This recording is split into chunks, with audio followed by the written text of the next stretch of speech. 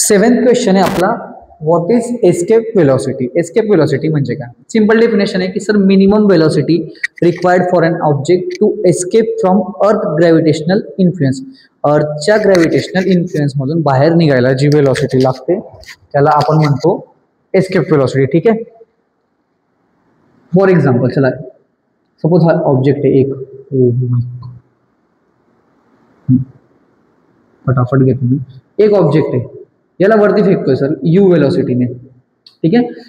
हा top most पॉइंटला झाला गेला, याची वेलोसिटी तुम्हाला विचारली, टॉप पॉइंटला वेलोसिटी किती राहील? तुम्ही सांगायचं सर व्ही राहतो 0 टॉप मोस्ट पॉइंटला. तर मी इक्वेशन लावलं v square is equal to u square minus 2gs. मायनसची शंका असेल तर ऑब्जेक्ट वरती जातो ना, तर एक्सेलरेशन ड्यू टू ग्रॅव्हिटी आपण निगेटिव्ह येतो, -2g लावतो. फायनल वेलोसिटी 0 होऊन गेला, you square minus 2gs. -2gs ला इकडे पाहतो, 2gs is equal to u square. S is equal to u square upon हा स्क्वेअर या 2g. म्हणजे ऑब्जेक्टचे डिस्प्लेसमेंट कशावर डिपेंड आहे रे? You स्क्वेअरवर, initial वेलोसिटीवर.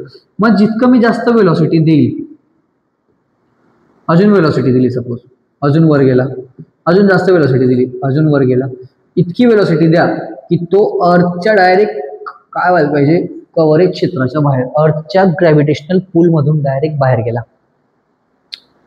ठीक आहे. थोडी वेलोसिटी दिली, वरती गेला, अजून वेलोसिटी, अजून वेलोसिटी, अजून वेलोसिटी, इतकी वेलोसिटी द्या की तो अर्थच्या ग्रॅव्हिटेशनल पूल मधून बाहेर जायला पाहिजे आणि रिटर्न येणार नाही. त्याला म्हणतो आपण, त्याला काय म्हणतो? त्याला म्हणतो आपण escape velocity. Minimum velocity, minimum velocity required for an object to escape from Earth's gravitational, handwriting माफ करा बरं, याच्यावर लिहायची सवय नाही, gravitational pool is called escape velocity. याचा फॉर्म्युला काय? फॉर्म्युला आहे 2√2gm अपॉन r, मास, रेडियस, ग्रॅव्हिटेशनल कॉन्स्टंट. अर्थवर व्हॅल्यू किती राहते एस्केप वेलोसिटीची? तर लिहायचं 11.2 किलोमीटर पर सेकंड. हे लक्षात ठेवायचं. अर्थवर एस्केप वेलोसिटीची व्हॅल्यू किती राहते? 11.2 किलोमीटर पर सेकंड, किलोमीटर पर सेकंड. ठीक आहे. आता बघा सर, घेऊन जायचा फोटो येईल का? Minimum velocity required for an object to escape from the earth gravitational pull. Next आगे जाएंगे अभी. चलो, what will be the value of G? हा कोणता जी आहे? याला म्हणतो सर आपण एक्सेलरेशन ड्यू टू ग्रॅव्हिटी. आणि तो कॅपिटल जी म्हणजे तो युनिव्हर्सल कॉन्स्टंट. स्मॉल जीचा फॉर्म्युला राहतो gm upon r square. m is the mass, r is the radius. On the surface साठी r रेडियस r घेतलाय. What will be the value if mass was twice? मासला double केलं आणि रेडियसला half केलं. काय game केला त्याने? मासला डबल केलं, रेडियसला हाफ केला. तर बघा मी म्हणेल जी डॅश, नवीन जी, कॅपिटल जी इंटू मास किती आहे? डबल, रेडियस किती आहे? हाफ. r/2 चा bracket square, r square upon 4 नाही लिहायचा. बोला आता काय करू? सर याला लिहायचं 2gm upon r square divided by 4. तो आता काय करावं लागेल? r स्क्वेअर डिवाइड बाय 4 आहे ना, तर ह्या 4 ला वरती पाठवा. 8gm अपॉन r स्क्वेअर झालं, 8gm अपॉन r स्क्वेअर. तर 8 टाइम्स gm. आता मला एक सांगा, 8gm अपॉन r स्क्वेअर मध्ये gm अपॉन r स्क्वेअर किती आहे रे? हा तर सर आपला स्मॉल जी आहे जो आता आहे, म्हणजे 8 टाइम्स आताचा जी, म्हणजे एक्सेलरेशन ड्यू टू ग्रॅव्हिटी जो जी डॅश आहे तो किती आला? 8g आला. 8 टाइम्स एक्सेलरेशन काय झालं? Sorry, 8 times acceleration due to gravity increase झालं आहे. समजलं? जी डॅश सर घेऊन घ्यायचा photo. G dash is equal to 8gm upon r square, आणि gm अपॉन r स्क्वेअर आहे आपला जी डॅश. घेतला गेला photo. Next, iron ball of mass 3 kg. बघा या क्वेश्चन मध्ये तुम्हाला खरं सांगतो, आपल्याकडे जे पण कायनेमॅटिक इक्वेशन आहेत ना, याच्यामध्ये ह्या मासचं खरंच काही काम नाही. तिघे इक्वेशन नीट बघा. v is equal to u plus 80, s is equal to u t plus half a t square. कुठंच मास दिसणार नाही, कारण की ऍक्सेलरेशन जे आहे ते ऑब्जेक्टच्या मासवर डिपेंड राहत नाही. बघा आता काय विषय, हाईट किती दिलेली 125 मीटर, तर मी लिहिलं s is equal to 125 metre. इथे लिहून घ्यायचं, काय लिहिलं तुम्ही, गिवन फॉर रिलीज. रिलीज म्हणजे काय, रिलीज म्हणजे कवि कहता है कि इनिशियल वेलोसिटी आप जीरो अज्यूम करो. अज्यूम काय करो, zero check. Falls freely to the ground. Freely to the ground म्हणजे ऍक्सेलरेशन किती राहणार आहे, ऍक्सेलरेशन घ्यायला लावले त्याने आपल्याला 10 मीटर पर सेकंड स्क्वेअर. काय कॅल्क्युलेट करायचं, टाइम. आता असं एक इक्वेशन सांगा ज्याच्यामध्ये एस पण असेल, यू पण असेल आणि जी पण असेल. आता ऍक्सेलरेशन म्हणजे जी, सेकंड वाला. तर इक्वेशन यूज केलं, s is equal to u t plus half g t square. टिंग टिंग टिंग टिंग टिंग टिंग टिंग टिंग टिंग टिंग टिंग. 0 इंटू टी 0 प्लस हाफ जी किती आहे 10 into T square. T square T square T square T square काढायचं आहे. 125 इज इक्वल टू 2, इथं 5 गेला, 5 टी स्क्वेअर. 5 इकडे डिवाइड करायला पाठवा.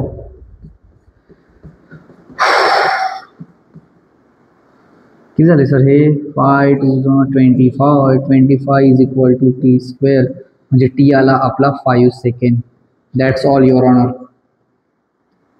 ठीक आहे. पण velocity of the ball on reaching the ground, तर असं इक्वेशन सांगा ज्याच्यात व्ही पण आहे, यू पण आहे, टी पण आहे. सापडला बघा, रंगे हात. V is equal to u plus a t सापडला. व्ही नाही माहिती, यू माहिती आहे 0 प्लस ए आहे तुमचा जी आणि into t. V is equal to 10, t तर आताच काढला, इथं किती आहे 5. पल पल जीना मेरा तेरे सिवा सारे नशे बेकार. पहिले याला रफ करून देऊ सर. आता नेक्स्ट क्वेश्चन, देवी और सज्जनो, व्हॉट इज सेंट्रिपिटल फोर्स. अरे हा तर एकदम सिंपल क्वेश्चन आहे. जी पण ऑब्जेक्ट सर्क्युलर मोशन करते, काहीतरी मजबुरीमुळे करावी लागते, काहीतरी एक फोर्स आहे जो टुवर्ड द सेंटर ऍक्ट होतोय. चल बेटा इकडे इकडे इकडे इकडे इकडे, जसं की सन. सन माहिती ना, तर सन. ठीक आहे, इकडं आहे अर्थ. ठीक आहे, सन काय करतोय, अर्थला स्वतःकडे अट्रॅक्ट करतोय, बरोबर आहे. आणि अर्थची इच्छा आहे इकडे जायची, या डायरेक्शनला वेलोसिटी आहे. तर ह्या डायरेक्शनला वेलोसिटी असल्यामुळे आणि ह्या डायरेक्शनला फोर्स असल्यामुळे आता होतं काय ना, की अर्थ सनच्या अराउंड रिव्हॉल्व करते. तुम्ही म्हणणार दोघांच्या मध्ये फोर्स कोणता आहे, तर तुम्ही सांगा सर दोघांच्या मध्ये आम्हाला लहानपणी शिकवलं होतं ग्रॅव्हिटेशनल फोर्स असतो. पण आता काय झालं, ह्या ग्रॅव्हिटेशनल फोर्समुळेच ऑब्जेक्ट गोल गोल फिरते, आणि ज्या फोर्समुळे ऑब्जेक्ट गोल फिरते त्यालाच आपण म्हणतो centripetal force. Centripetal force. Centripetal म्हणजे centre seeking, toward the centre. कुठं लागतो हा फोर्स, टुवर्ड्स द सेंटर. प्रत्येक पॉइंटला अर्थ इथं येईल, आता हा फोर्स सांगेल अर्थला खाली ये. अर्थ इकडे खाली आली, आता सांगेल इकडे ये. तर प्रत्येक पॉइंटला या फोर्सचं डायरेक्शन काय होतं, चेंज. मुद्दा हा आहे की डेफिनेशन काय लिहायची, force which acts on any object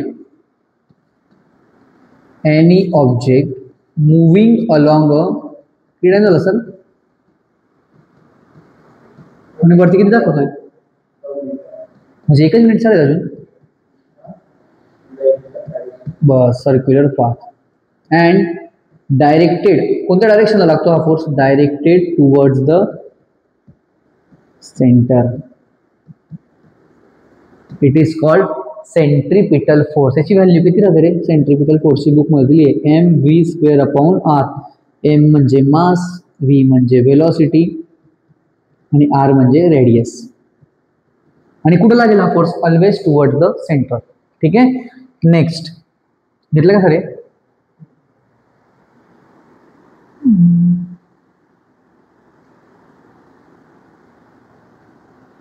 explain how Kepler's law help Newton's to derive universal law. आता बघा हा क्वेश्चनला इथे काही डेट वगैरे लिहिलेली नाही.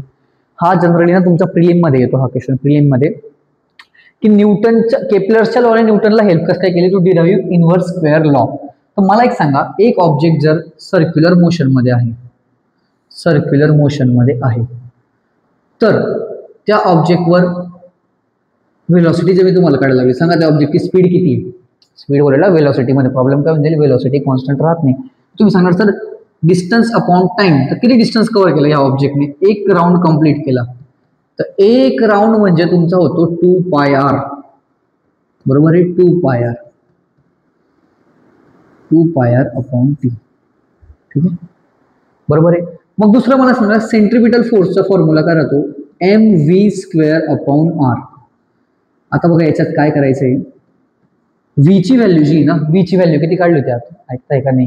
गेले अर्धे चालले गेले असतील मला माहिती. V is equal to 2πr upon T.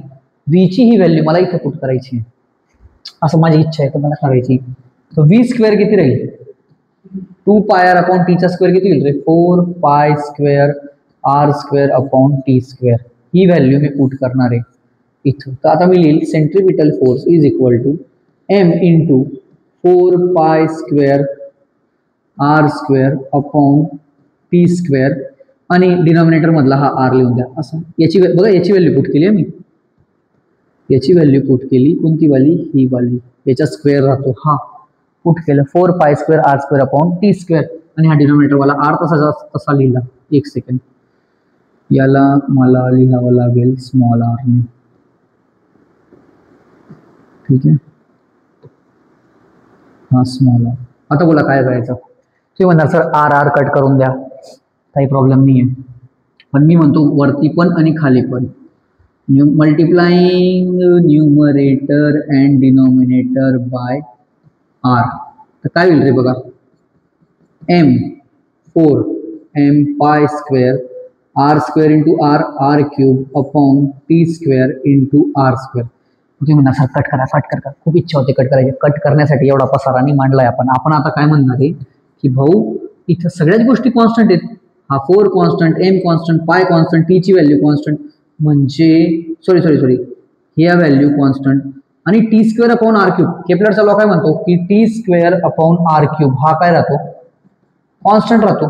म्हणजेच इथे लिहितो मी बाय केपलर्स कोणता लॉ? Third law. लगेच साईडला लिहायचं t² upon r³ is equal to एक कॉन्स्टंट नंबर आहे, तर r³ अपॉन t² पण काय येईल रे? 1/k कॉन्स्टंटच येईल. म्हणजे ह्या सगळ्या गोष्टी ज्या आहेत, ह्या सगळ्या ज्या गोष्टी इथं दिसत आहेत याच्यामधल्या सगळ्या गोष्टीमध्ये कॉन्स्टंट काय काय तुम्ही मला विचारणार तर मी सांगेल भाऊ हे सगळं कॉन्स्टंट आहे.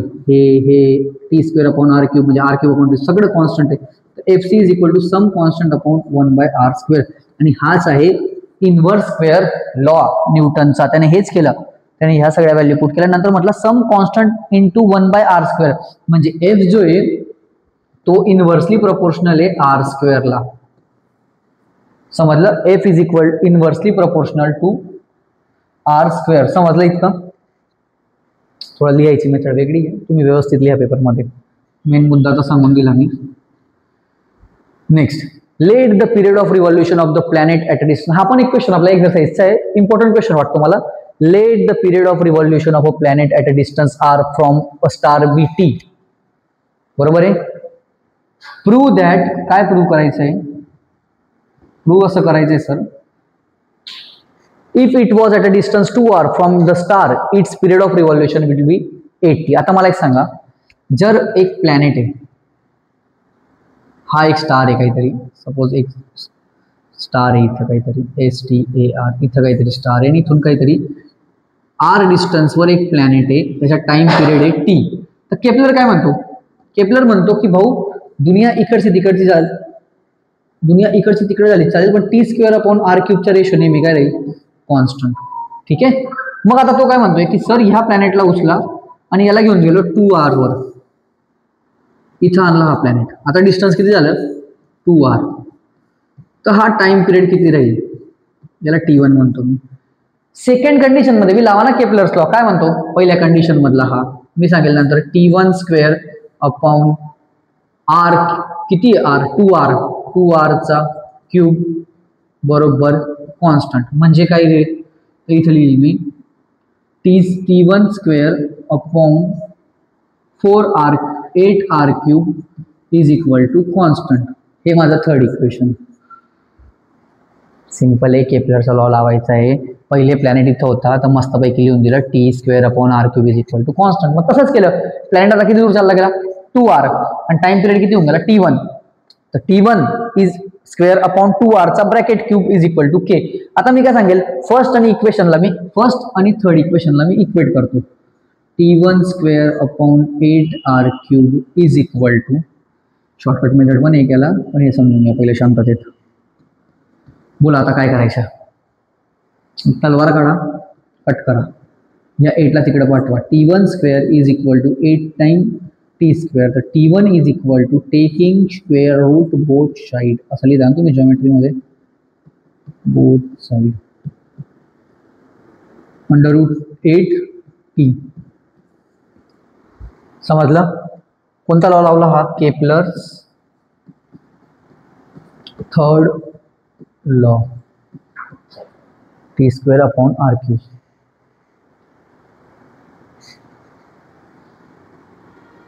नेक्स्ट क्वेश्चन काय झाला, लास्ट होता हा. ठीक आहे. आता काय, एक सेकंड 2 मिनिटं बोलू दे सर, 2 मिनिटं. बघा या चॅप्टर मध्ये ना SI युनिट विचारेल.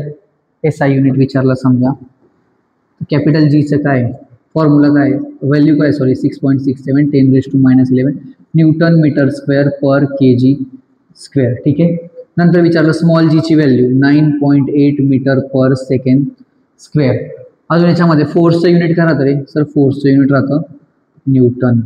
ठीक आहे, न्यूटन. अजून दुसरी गोष्ट याच्यात सेंट्रिपिटल फोर्स, सर्क्युलर मोशन म्हणजे काय राहतं, motion of the object along the circular path is called circular motion. दुसरं एक गोष्ट इम्पॉर्टंट आहे की व्हेरिएशन इन जी एक टॉपिक आहे. व्हेरिएशन इन जी याचा व्हिडिओ मी बनवलेला यूट्यूबला, त्याची लिंक टाकून दिली वाटलेस तर. हा एक थोडा इम्पॉर्टंट टॉपिक आहे, हा पण एकदा बघा. सिंपल आहे, काही नाही विशेष नाही आहे की जी ची व्हॅल्यू चेंज कशी होते. जीचा फॉर्म्युला काय रे, जीचा फॉर्म्युला आहे Gm upon r². Value of G कशावर डिपेंड आहे, ऍक्सेलरेशन ड्यू टू ग्रॅव्हिटी कशावर डिपेंड आहे, युनिव्हर्सल कॉन्स्टंट मास आणि रेडियस. ऑब्जेक्टच्या मासवर डिपेंड नाही आहे. म्हणजे मला फेकलं आणि तुम्हाला फेकलं, दोघांचं ऍक्सेलरेशन जी राहील. तरी तुम्ही किती बी जाड राहू द्या माझ्यापेक्षा आणि मी किती पण बारीक राहू द्या. हे समजलं. याच्यानंतर हे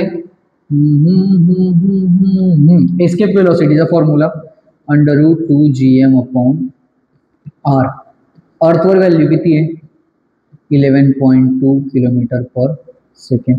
आणि एक अजून गोष्ट आहे ग्रॅव्हिटेशनल पोटेन्शियल, पोटेन्शियल एनर्जी. याचा पण एक व्हिडिओ यूट्यूबला, तो बघून घ्या. आला नाही आहे कधीच पण एकदा बघून घ्या सेफ्टीसाठी. ठीक आहे. आता नेक्स्ट लेक्चर मी घेणार आहे classification of periodic classification of elements. ठीक आहे. धन्यवाद. Good night.